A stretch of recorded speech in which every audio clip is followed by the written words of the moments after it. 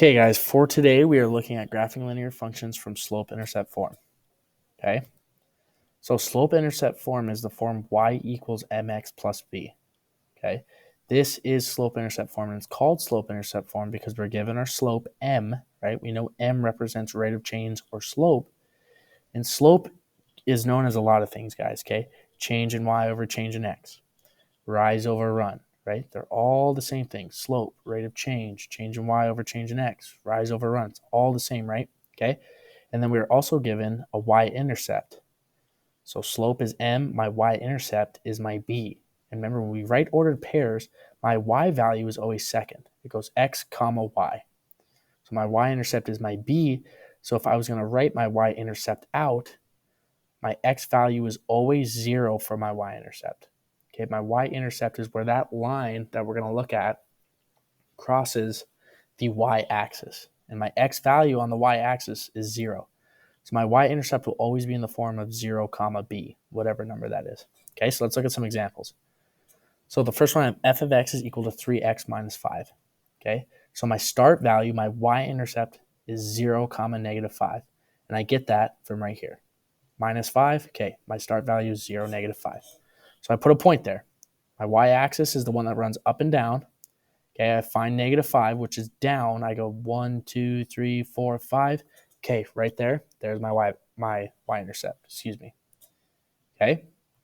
The other thing I'm given is my slope. Okay, remember, slope is rise over run. 3, if I wanted to write 3 as a fraction, okay, I just put it over 1, right? 3 over 1. That's just 3. Okay, so from this point, I'm going to go up 3, right 1. There's another point. Okay, I'm going to go up 3, right 1. There's another point. Okay, so I keep doing that until I run out of room to put points. Okay, so I just keep going until I have no more room to put points. Now notice, guys, that rate of change stays the same throughout the whole line. Okay, throughout the whole line. So once I have as many dots as I can put my ruler down and just connect those dots. Okay, up 3, right 1, up 3, right 1. Okay, that rate of change is constant throughout that whole line for linear functions. Okay, so that's as easy as these are. Okay, we have a starting value and we have a slope. Okay, we're going to use our starting value and we're going to use our slope from that point to make the line. Okay, let's look at our next one. I have f of x is equal to negative 1/2 x plus 6. My start value here is, hopefully you guys said 6. So I have a point at 0, 6. Now this is a positive 6, so I'm going to start here. I'm going to count up 6. 1, 2, 3, 4, 5, 6. There's my point, and my slope is negative 1/2. Okay, my slope is negative 1/2.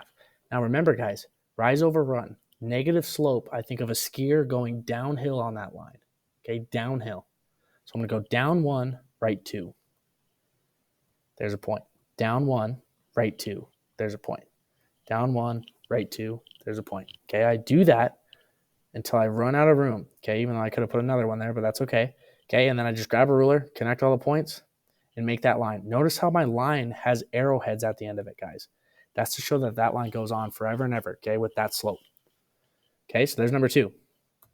Number 3, I have f of x equals 3/2 x plus 1. Okay, my starting value is 0, 1. So I put a point at 1. Okay, my slope is 3/2. Rise over run. I'm going to go up 3, right 2. Up 3, right 2. Okay, there's my line. Connect the dots with arrowheads, right? Okay, start value is 1. Put a point. I use my slope, 3/2, to make the rest of the points. Up 3, right 2. Up 3, right 2. Okay, I ran out of room. Let's make that line. Okay, so hopefully we're noticing that we can use things that we've learned so far this semester, like our rate of change or our slope, to create things on a graph. Okay, for number 4, I have f of x equals x minus 3. Now this one looks a little different. Okay, my starting value is pretty easy to find still. It's just negative 3, right? So I'm going to start here. I'm going to count down 1, 2, 3. There's 0, negative 3. Okay, but my slope, there is no number in front of x.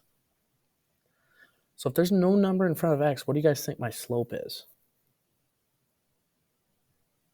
Hopefully, all of us said 1, right?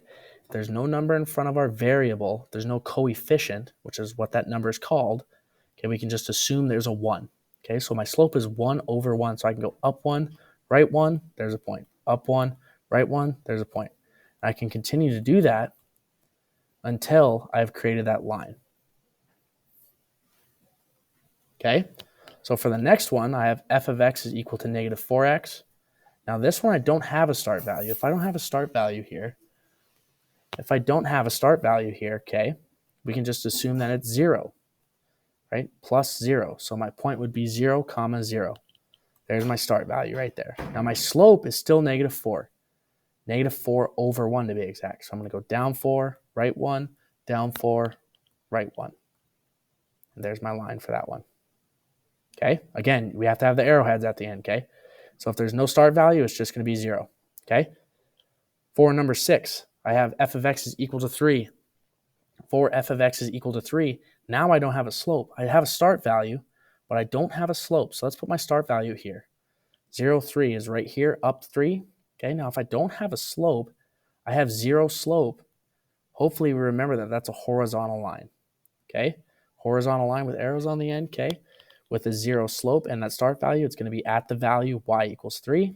Okay, and there is my horizontal line and f of x equal to 3. Okay, and that is it for today's lesson, guys.